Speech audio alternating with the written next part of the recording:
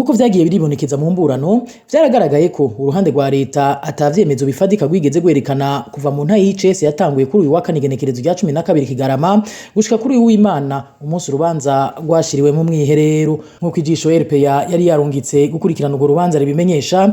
Muri rusangi ibirego nka vyose nta shingiro vyari bifise. Dufatiye ku kirego ca mbere cari carataye igihe fait prescrit mu gifaransa, aha twovuga nk'ikijanye n'uko ibitarukira bitigeze vyerekana icegeranyo c'ivyaranguwe mu ntango. Ivyo navyo uretse ko ababuranira ibitarukira berekanye ivyemezo vy'ivyaranguwe bifashishije icegeranyo co muri ruheshi 2016 nkuko amategeko agenga urudandazwa bivuga, icaha bene ico niyo kiba carakozwe ntigikurikiranwa inyuma y'imyaka 3. Ikindi kirego catanzwe n'ababuranira leta nikijanye n'impapuro z'impimbano zoba zakoreshejwe n'ibitarukira. Ico caha naco nkuko vyagaragaye muri iyo ntahe y'ICS bagitanze bishimikije urupapuro rw'ivyavugiwe mu nama PV mu gifaransa. Ubwo nago rukaba rutari ruteye kimikono kubera ko rutari bwakosogwe canke ngo ruhinyanyugwe neza na benego imbere yuko bagwemeza ico bitabuye mu gifaransa.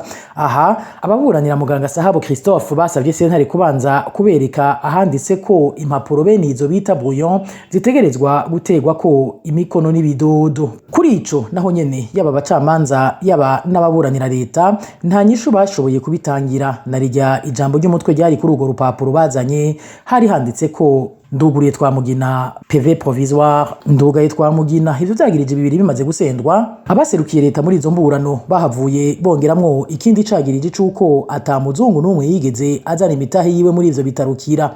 Naha nyene nkuko ijisho rya RPA muri urwo rubanza ribandanya ribimenyesha, sentare yahavuye ibona ko bidafashe kuko ababuranira ibitarukira bari baje bitwaje ivyegeranyo vyose vyagiye birakogwa imbere yuko muganga Sahabo Christophe atabwa muri yomi. Ivyo navyo bikaba vyari vyaratewe ku mukono na Ndagijimana Charles arongoye ishirahamwe rya leta Sokabu. Ubu rivuga ko ari iyo nyabona rifise imitahe myinshi muri ivyo bitaro. Uyo mbere akaba ari nawe yihagiye ku nguvu ikibanza c'urongoye urwego nshingwa ntwaro bitarukira.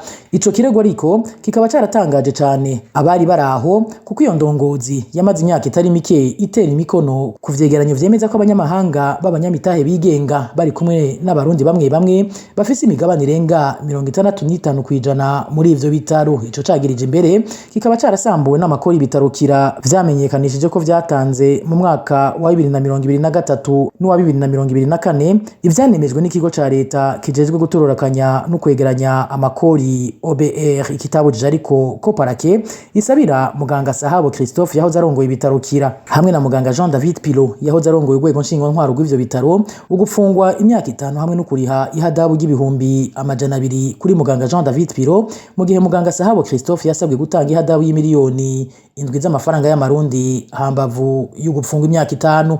Uyo munyororo bakaba bawuciriwe hisunzwe ikirego kimwe gusa arico ico gukoresha impapuro z'impimbano. Mu makuru yacu yo hanyuma tuzobabwira yandi manyanga yaranze urwo rubanza gushika hishira hamwe Sokabu risaba indishi y'akababaro abo ryasahuye utwabo.